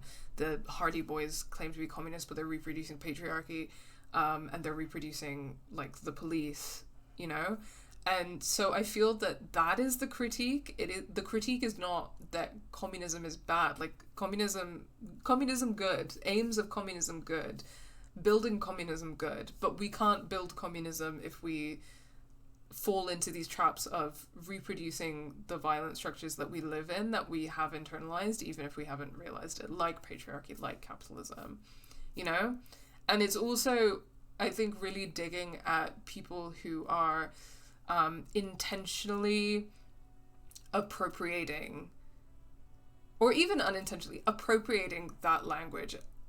Like, I think Everard, for me, he feels very intentional, so he's, like, appropriating or, like, pretending to be a Marxist or to care about the working class or whatever, but the actual things that he does are clearly not that, and he's, clearly manipulating that and weaponizing that to bring people on side. But what he wants is to basically, like, be the capitalist, like, he wants to profit.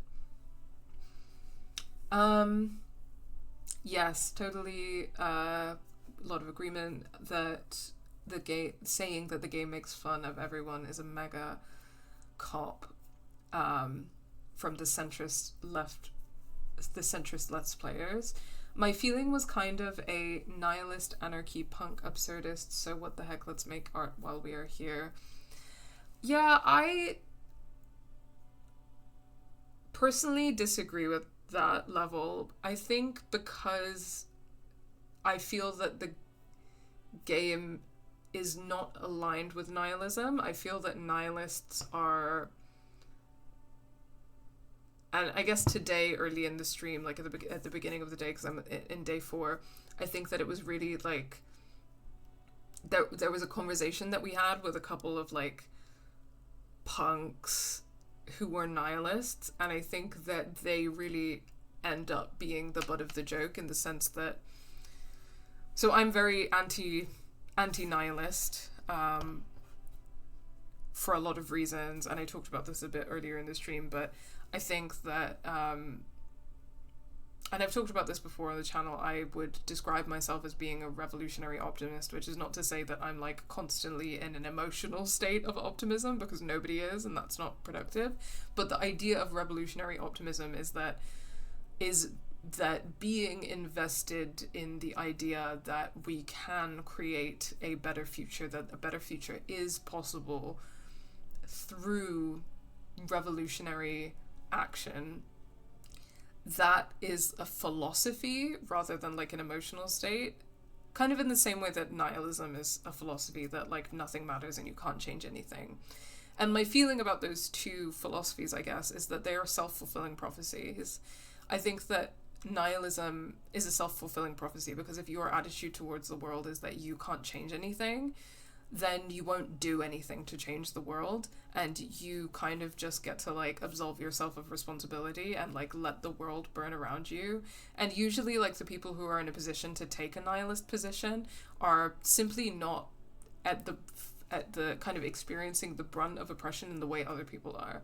Like compare some like nihilist punk living in the United States or the UK or Australia, like a white nihilist punk, to like people who are experiencing genocide, like starvation and apartheid and occupation in Palestine, who are experiencing like far worse material conditions that we are, and are often overall more invested in revolutionary optimism and in the idea of putting themselves on their line and fighting for their, not just themselves as individuals, but for their communities to live a better life. And it's because for them it's like, it's that or death, you know what I mean?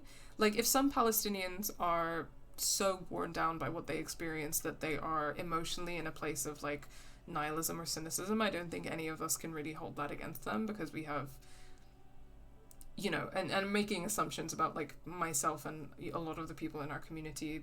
We have the privilege of being able to stream and talk about video games on Twitch, right? We objectively have more material privilege. Not to like make assumptions about individuals in the chat, but it's just like the likelihood, because we're here on Twitch talking about games. Like, that's true, but like overall people are invested enough in that they feel responsible to their community and to fight for the liberation of their community. And that's really important, you know what I mean? I think that in a lot of ways, when we adopt an attitude of nihilism, like a philosophy of nihilism, we're like absolving ourselves of the responsibility to do something, our responsibility to other people, you know? I think it's kind of, and it's not that I can't empathize with where that comes from, because once again, like, I, like anybody else, experience a lot of despair. Like, emotionally, I experience a lot of despair about the situation we're in. But being a revolutionary optimist is about being like, I have to be invested in the belief that we can make the world a better place, because that is what compels me to actually do something to make the world a better place. If that makes sense. And I kind of think that in this game, I do feel that nihilists who, you know, they have this kind of like punk aesthetic, but it's like a very empty kind of rebellion because of that nihilistic attitude where they can just absolve themselves of responsibility to make, you know, to others, to make the world a better place. It does kind of seem to be something that's jabbed at here. I think that even though the union, there's a lot of issues within the union, I think that like an attitude of being aligned with communism and like wanting to make the world a better place is something that seems to be portrayed more positively in this game. That being said, this is my first time playing it. I'm not finished it yet, but I think I'm quite far, so those are my impressions so far. Kind of like a nihilist can be that because they're in a place of privilege, so they will be fine. Yeah, totally. That's exactly what I mean, Level, right? Because if you have the privilege of not being able to do anything and that not being a threat to you,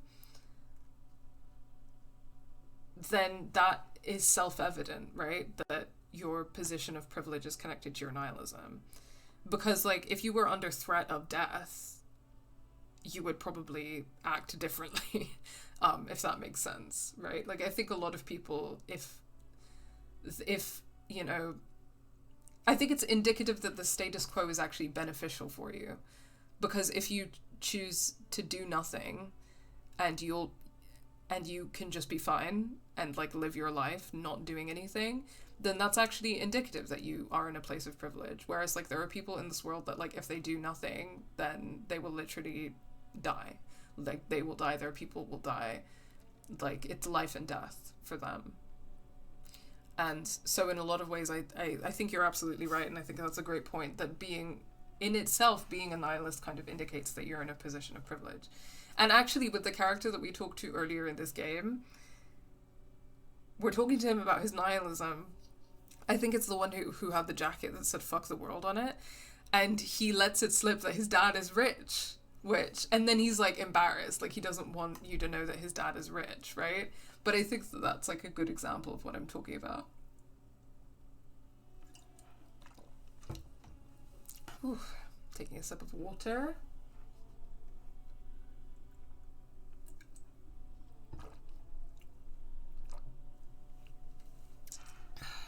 Yeah, I mean, that being said, I'd have to play the rest of the game and see how things play out, but we don't necessarily have... I just think in the tone of the writing and stuff, there's clearly a lot more like sympathy towards communism than anything, but we do kind of have yet to, I guess, encounter particularly like good or productive examples of communism. So I think that to your point and how I could kind of see that point, I think that that is something that you could potentially critique about this game. I don't know. Perhaps that is part of why there are centrists who are able to play this game and be like, well, everybody is, you know, being made fun of, and communism is also bad. So that's something for me to chew on as well, actually. We'll see how it kind of plays out in the rest of the game, but there is kind of like a consistent association of communism with like failure, which, I mean, I do think that you have to keep trying until we get it right. I think we have to keep trying until we get it right, because it's life or death, you know, it's fucking important. But, in terms of like the game itself and kind of what it's saying and what's in the text itself, I can definitely see where you're coming from with that. So that is food for thought. I will chew on it a bit more as we play on. Yes, like the hippies in Central Park with a clean t-shirt that Mum just watched. You're not wrong. Thank you for making the call, miss. It was the right thing to do. I didn't want to, sir. But if I hadn't, he'd still be hanging there. Yeah, I get it. Don't worry, Claudia. What can you tell me about him? Name, eyes, age? I'm sorry, I can't do it. Not right now. Later, maybe. I keep seeing him like he is now. I can't talk about his, I don't know, hair. Another puff, more nervous. I know it's difficult, miss. We can return to it later. She meant she sees him in her dream. I've also seen him in a dream. You have? Not like I do, I imagine. No, probably not. She's run out of cigarette. Time to light a new one. She sees them in each other's homes. Easy to be a hippie when Mum just made you delicious lavoli for lunch. So true.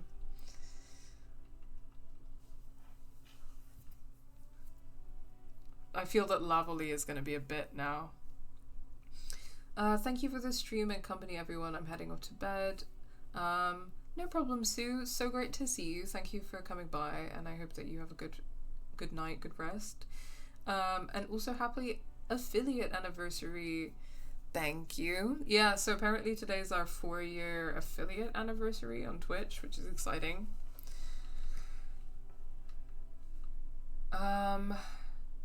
She sees them in each other's arm.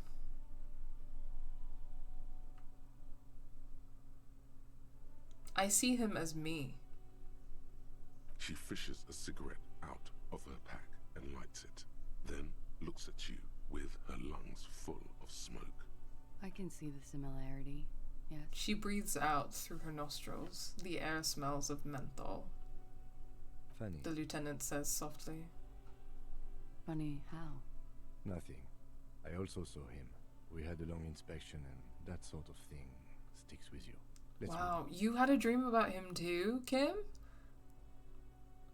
I want to interrogate that more, but... How do the Hardy Boys know you? They're frequent guests downstairs. They have a booth for union members. They're probably down there. And how now. did you meet? Over drinks. It's been a long, boring winter. Did you party? A little, yeah. Like you partied with the deceased? No, not as hard. I'm sorry to have to ask this, but have you had a physical relationship with any of the Hardy Boys? I have. Which one? Which ones, sir? I don't remember precisely. Titus, obviously. But as I said, it's been a long winter. Could that have been part of the reason they hanged him? Could that be why they lynched him? Jealousy? I hope not. Actually, I know that's not the reason. I'm careful about that kind of thing. Not crossing the wires, you know? But that's probably where they got the rape What do you idea. mean? Men like that? I don't know. It's the way their imaginations work. I suspect it's what they'd like to do to me. Called the fuck out. I feel that's really relevant to what I was saying earlier about how, like, they don't want to, like, confront themselves and their kind of complicity in patriarchy, so they, like, project it onto someone else who they can punish for it. She changes balance from one foot to another, crossing her legs. What did they hang him for if not rape? He had something to do with the strike. One has been roiling since I got here. Rotten timing. But you probably know. I mean, yeah, I kind of continue to assume that it had more to do with the strike than the sexual violence, but it's still incredibly fucked up that they're trying to, like, create this sexual violence narrative to, like, justify what they did or draw attention away from why they really did it or whatever's really going on here. It's just incredibly messed up. And his role in this strike was what? I think he was in a security detail. He was ex-military, worked for Wild Pines, and against the Union. We didn't discuss work much, if you know what I mean. But I understood it was dangerous. I will say, I like you well enough and all, Claudia, and I empathize with you, but me personally, I would not end up in a situation where I was having sex with a personal security officer or a cop of any kind or military man of any kind. So I gotta say I'm judging you a little bit for that. Let alone falling in love with them. What? We just didn't talk about work. That's crazy. Couldn't be me. And they lynched him for it? She nods.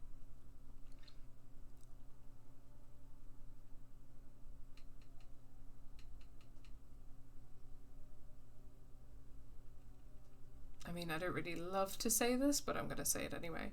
Are you sure you weren't raped? I'm 89% sure. Does that mean you're 11% not sure? You know how it is. Do you? How is it then? Maybe you don't know. I mean, he's a man, so unlikely. Not impossible, but unlikely. The ash lands on her jumpsuit. She brushes it off. In conclusion, officer, I'm gonna go with a mild to medium not raped here. Oh, God. Yeah, I don't know what to say about this.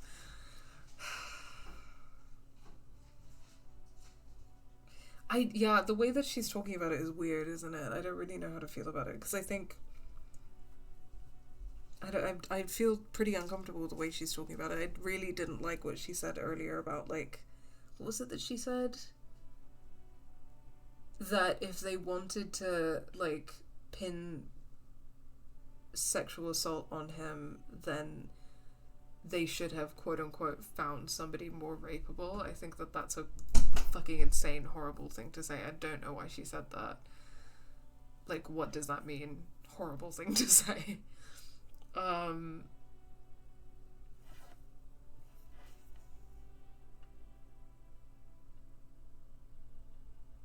I don't want to say it sounds like something happened and you don't want to acknowledge it. I don't know that. I think that's kind of like presumptuous and a bit weird to say. But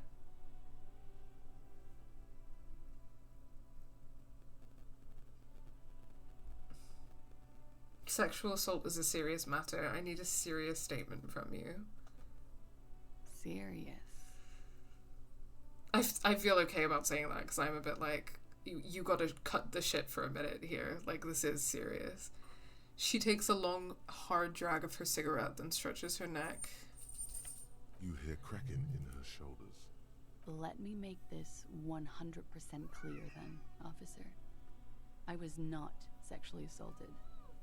Would I be this flippant if I had? I don't know, to be honest with you. I think some people are flippant about it when it's happened to them, and that's not like being judgmental. It's just for a whole host of reasons. Some people are trying to, like, maybe they can't really process it, they don't really like want to process that it happened, or they want to like dismiss it, or they want to pretend it didn't happen. Like, there are all sorts of reasons. So I don't know. I don't know you. I don't know what your opinions are about this kind of thing. I don't know what you've experienced in the past. Some people, unfortunately, are quite flippant about it. Some people don't take it seriously. Anyway, thank you for telling us all of this, miss. She breathes a silvery sigh of relief and weariness. The air on the roof feels humid. Should we head by downstairs, officer? We may have things to discuss there. I had something else before we go, a little thing. She nods. Silvery cigarette fumes disappear into her mouth. Volition check. I don't have strong chances, but it's a white check, so I can retry it. So, fuck it. Look her in the eye. She looks back. Time moves slowly. The triangles of her face rearranging into a weary smile. Don't worry. We will protect you from her beauty. We will consult you through the reefs and sounds of her persona. We will see through deceits. You are shielded. You are wise. You are advised. There are muscles on long white bones that line her limbs, just below the silver jumpsuit. What is happening? Nothing. Just time passing. Don't worry. You are not a fool. Anything out of the ordinary and you would be notified. Air moves in your windpipe. Your heart beats. You're a detective. Get back to detective. Am I being beguiled? She presses her elbows against her waist and slowly turns her head. Avert your eyes. The strange moment ends. It was brief, no longer than 2.2 seconds. Let's return to this later, miss. Why not? I'll be here until 11 p.m., drinking coffee, most likely. Okay, well, we learned quite a bit